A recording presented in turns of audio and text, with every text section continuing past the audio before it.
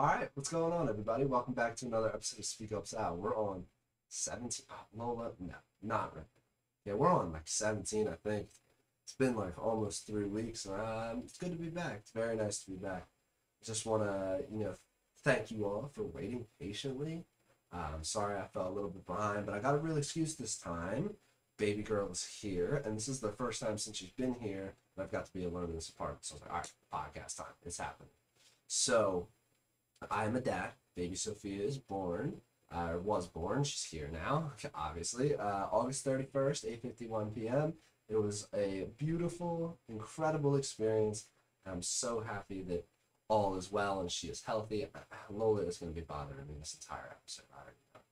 So, just kind of wanted to pick up where I left off a little bit and also kind of tell you guys where I'm at, what I'm doing, what my plans are, and also just get something up on my Spotify because it's been so long, and my YouTube as well, and talk to you a little bit about the projects I have planned, projects I've been working on, and yeah, yeah. And I did a little card reading before this, so if I got the time, we'll talk about that a little bit.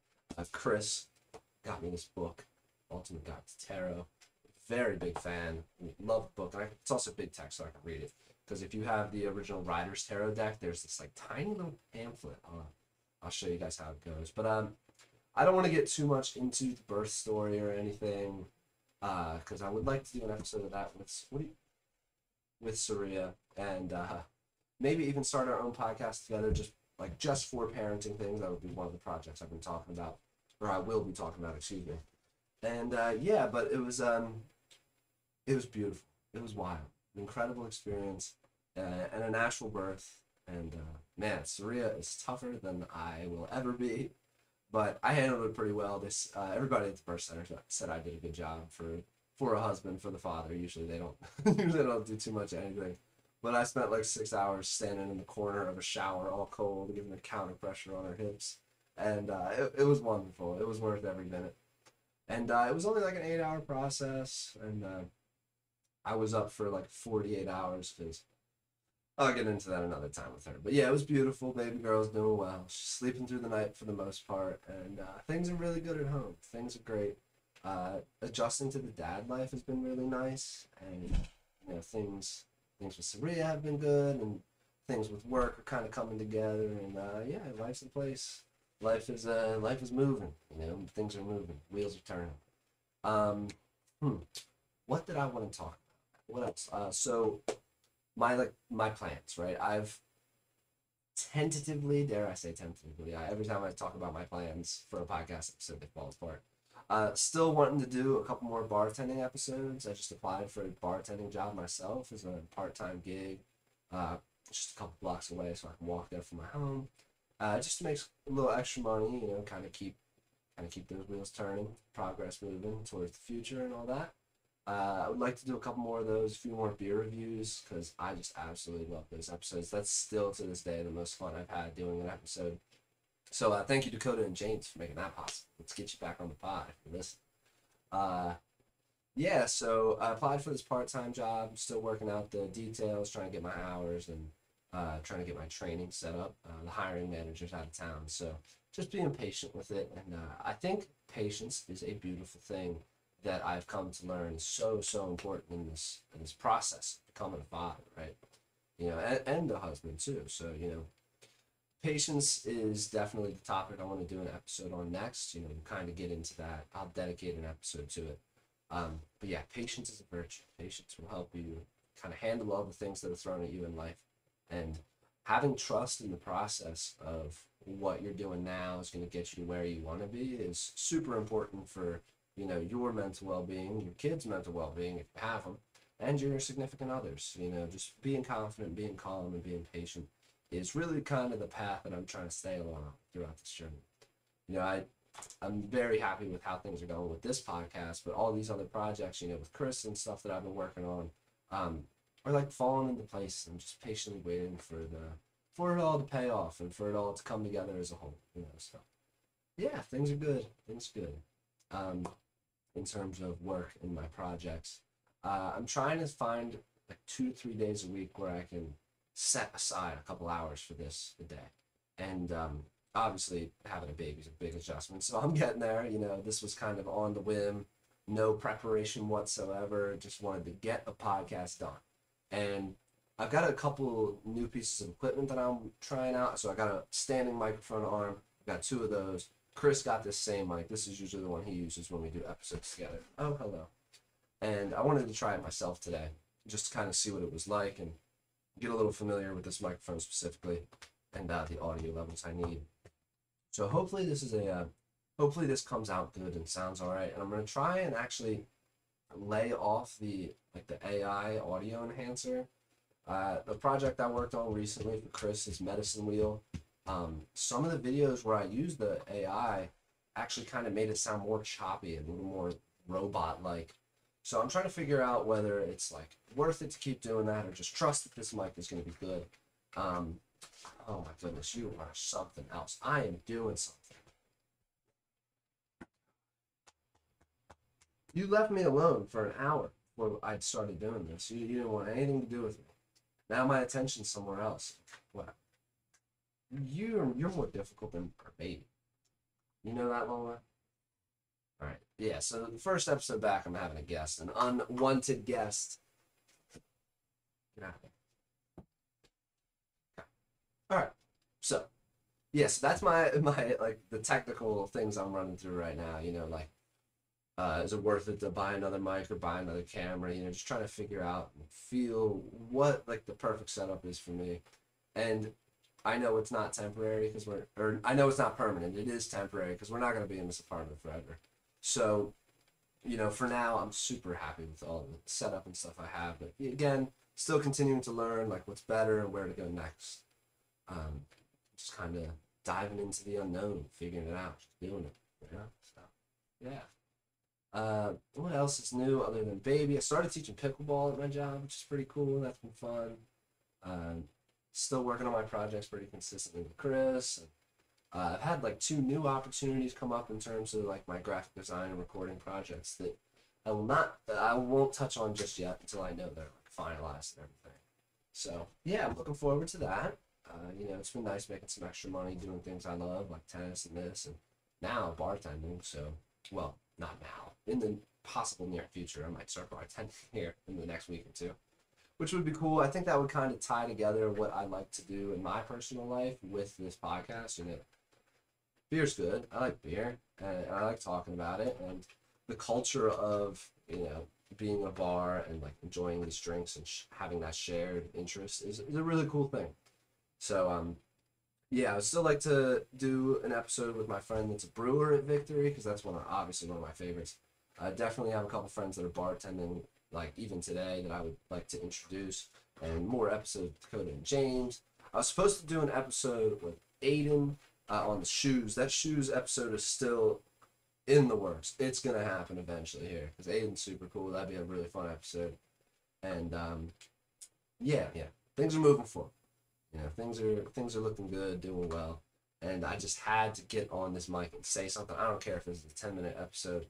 But I just wanted to do this again. It's been so long. I've missed it so much. I think that what a lot of people don't realize about a podcast is how much it helps the person making the podcast. Like, yeah, obviously, like I love talking to you guys and doing this for you, the audience. But for me, just to sit here and talk about how I'm feeling and what I'm doing, and you know, kind of focus on just one thing for a little bit, if that's the episode. You know, it's really nice. It's a good creative outlet, and it's a good mental outlet. Oh my, you are so annoying. Please, please, leave me alone. Thank you.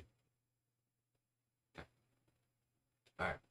So yeah, it's a nice like mental outlet for me to have, even though I'm not talking directly to someone, but just to talk and kind of get my thoughts out there in the air and, you know, see where it takes me. So yeah, being a father's been really cool.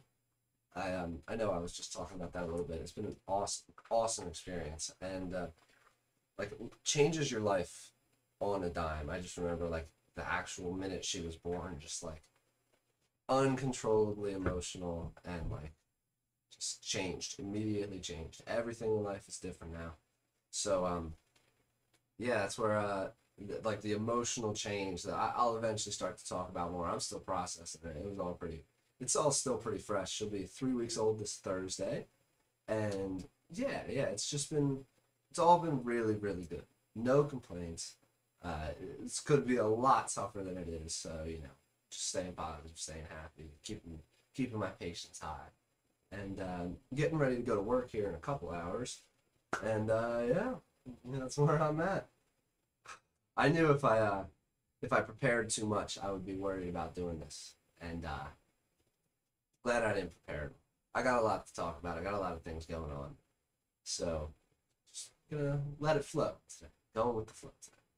I got two tarot cards in my reading today that I will eventually touch on, but I got Five of Swords and the Five of Cups and the Nine of Swords, and cards I've been getting actually quite a bit recently.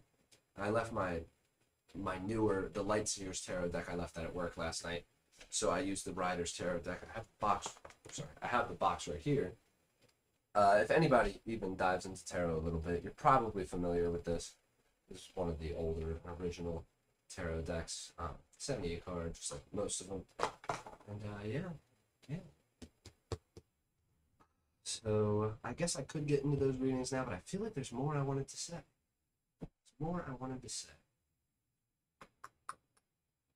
Talked about the episodes I'm planning in the near future. Talk about what I've been doing, and letting you guys know that I have other projects going on.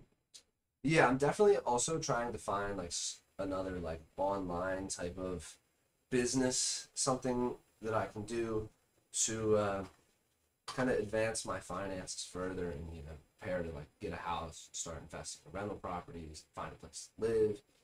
Just all these adult things that I didn't know I was ready for, but I'm as ready as I'll ever be. So getting into that, and yeah, things are looking good. Hair's getting long. Got the man bun in kind of, and most of the hair's fit. Okay, I still got a couple on the side that don't quite fit. And trying to get it long for the wedding next September. And yeah. I'm a little distracted by Lola. I didn't know she was going to be such a problem. She did not start bothering me until I hit start recording. So let's get into this. I have the page bookmarks. Okay, so the first card I have, it was in reverse, but I'll hold it up right. It's the Five of Cups. You see a person in a dark cloak with three cups falling to the side, two standing upright. And here is what the book has to say about it. In reverse meaning, the Five of Cups, along with the major arcana card 15, the Devil, are the only two cards in the tarot deck whose reversed interpretations are more positive than their upright meanings. The Five of Cups reverse reveals that you already experienced the lowest point in the downward cycle. As a result, you are close to recovery. Finally letting go of painful past memories, ready to pick up the pieces, you will be stronger than you were before, able to face reality and move forward. An additional meaning of the card is meeting up with old friends, socially speaking, coming back to life. That's funny. That's actually really funny. I didn't even see that part before I did this. I just caught up with an old friend pretty recently, and that was nice. And I do feel like I'm kind of getting back out there. I had a couple weeks where I was just tucked in here, preparing for baby and stuff. Now life's starting to feel a little bit more normal again. So I want to talk about a little bit of the understanding of Five of Cups. I figured I already told you. Where was it? Oh, here it is. Based on the Tree of Life, the sphere associated with this card is the Jabura, which means power, destruction, and cruelty. The mourner is powerless in his loss, which may or may not be cruel. Yet what he does not appear to notice are two vessels behind him, still standing. Three cups are overturned, but there are two that he can grasp. All he needs to do is turn around and see them. While he cannot change past events, it is up to him to make the festival remains. Astrologically, this card is linked with Mars and Scorpio, bringing warlike qualities to passionate signs of Scorpio. Also linked with death and the past. The mourner is engrossed with spilled cups, and is worth noting that in the original Rider deck, which is the one I'm using today, is face strangely red, same color as spilled wine or blood. While this may just be the artist using the same blood for consistency, the blush indicates shame.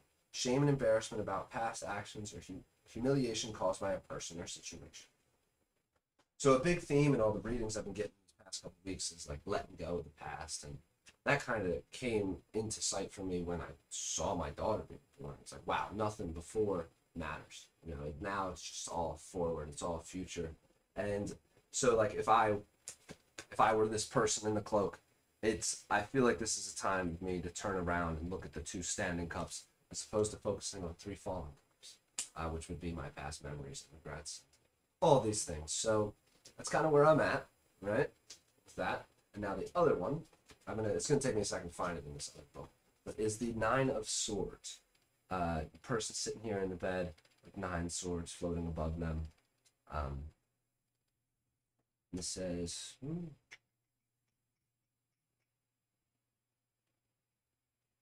so the original deck actually has a woman seated on the couch. The divinatory meetings are death, failure, delay, deception, and disappointment. Yeah. Hold up. I'll give you more than that in just a second. Because that's not entirely what I interpreted it as, but that is like the keywords. Nine swords. Oh, no. Add it. Awesome.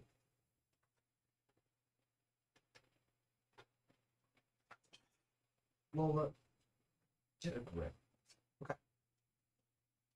But in here, Nine of Swords, same card I just showed you. Okay. The meaning of the Nine Swords, like many of the cards of the suit, is obvious at first glance. An anguished figure sits upright in a bed, awake in the night in clear distress. Nine horizontal swords appear behind and above the figure, like bars at a window. Swords represent the intellect and thoughts, here in mass, as a symbol of restriction. Their hilts are crossing, crowding the space like unwanted thoughts. The third sword from the bottom crosses the crown of his head, oppressing. The second sword from the bottom strikes through his head, and the lowest sword appears to cut through the area of his heart. What began in the mind now hurts him at a deep level, and he is cut off from usual sources of comfort in a painful internal struggle. The mattress is a pale purple color, the color of intuition, linking the cards with the tree of life, which is ruled by the moon. The fear of life sphere Yasad, which is ruled by the moon, ruler of the unconscious mind. Pastoral scene carved on the side of the bed or couch is suggestive of dreams, but the two depicted are not at peace. There is an aggressive current to the image. A figure is brandishing and implementing at a prone figure, indicating that the dreamer is a victim of his thoughts. Whoa.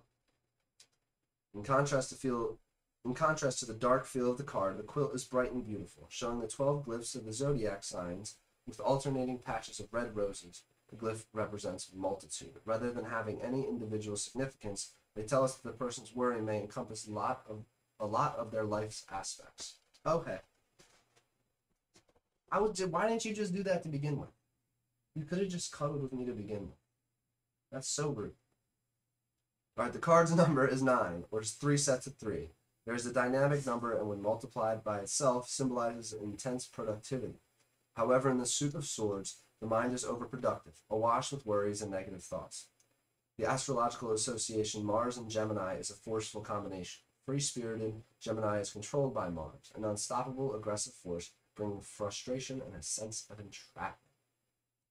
I definitely, that might sound a little extreme, but definitely related to the fact of being, like, cooped up inside and being constricted into my, like, this little area that I have. I had very limited space these last couple weeks, and once I found this space again, found my space and found my time to myself, things are getting good again. And anybody who's a new parent is definitely experiencing that, and any friend of mine like who's going through that, don't hesitate to reach out. Totally know what it's like. So I got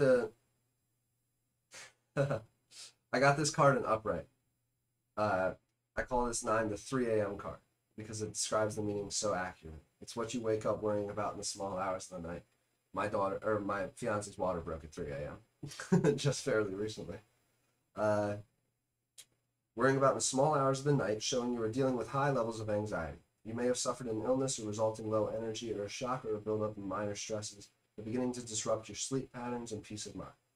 External events such as these may have triggered the initial stress, but the issue is now The issue is now how you are responding to it.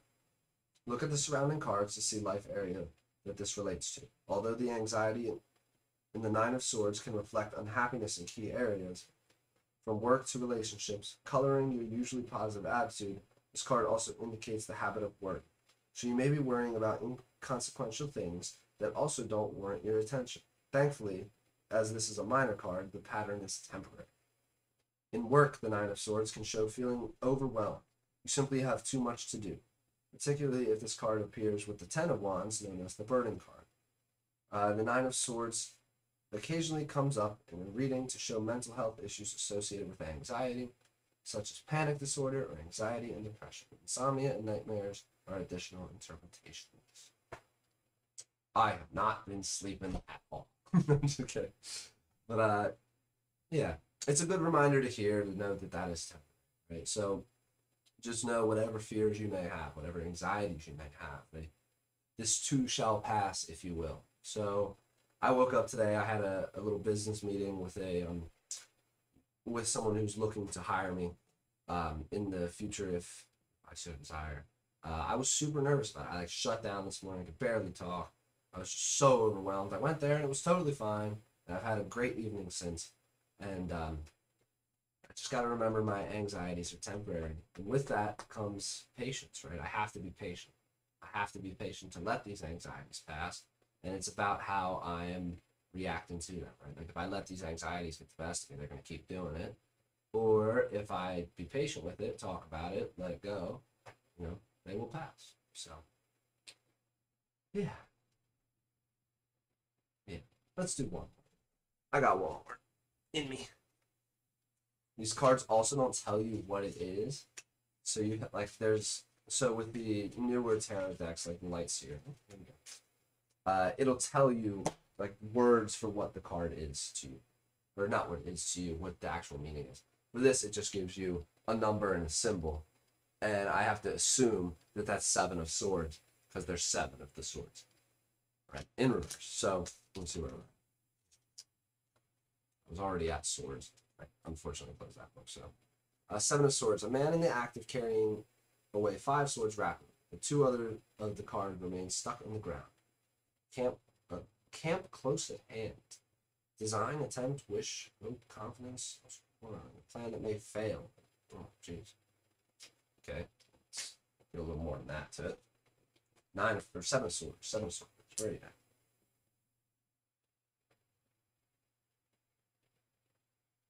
Cups, Pentacles, Swords. 5, 6, 7.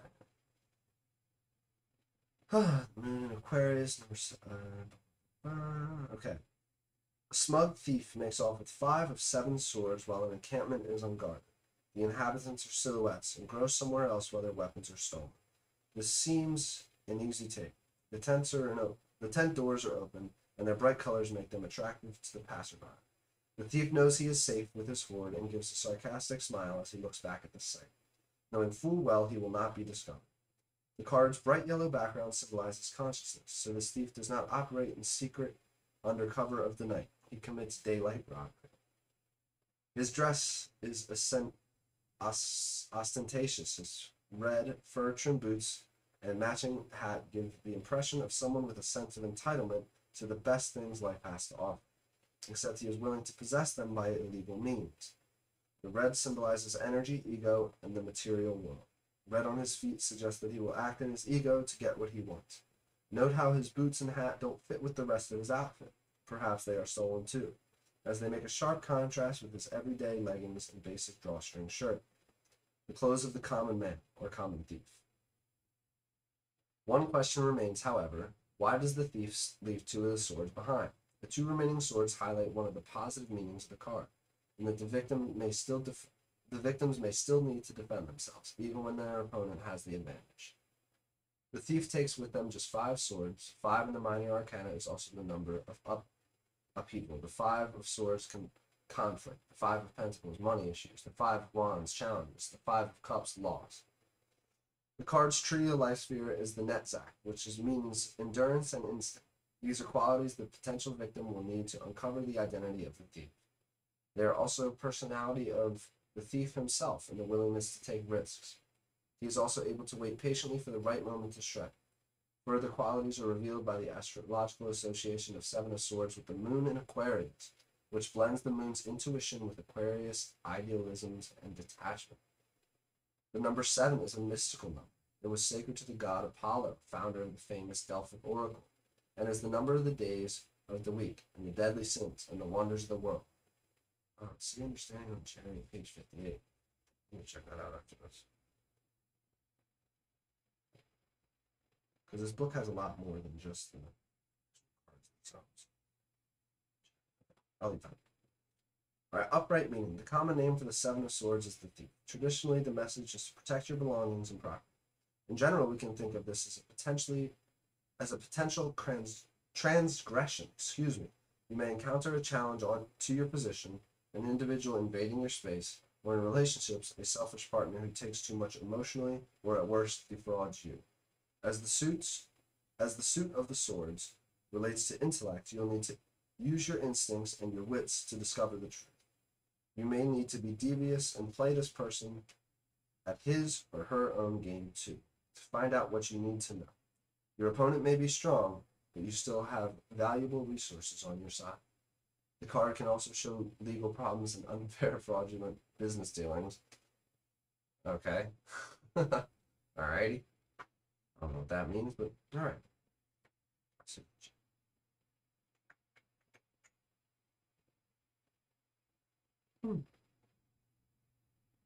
I think I'm going to tap on the chariot in my next episode it has a little bit to do with what I was talking about. Patience. Alright, cool. That's going to wait.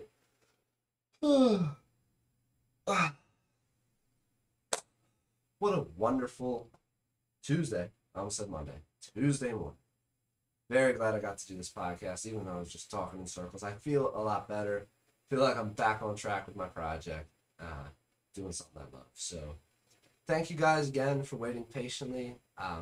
Again, had a good excuse, had a baby, but it is very, very good to be back. I will not leave you hanging again. All right, and thank you for tuning into this episode of Speak Up Sound. Until next time. Say bye, Lola. You interrupted my show. Say bye. Bye. Bye. Peace out, guys.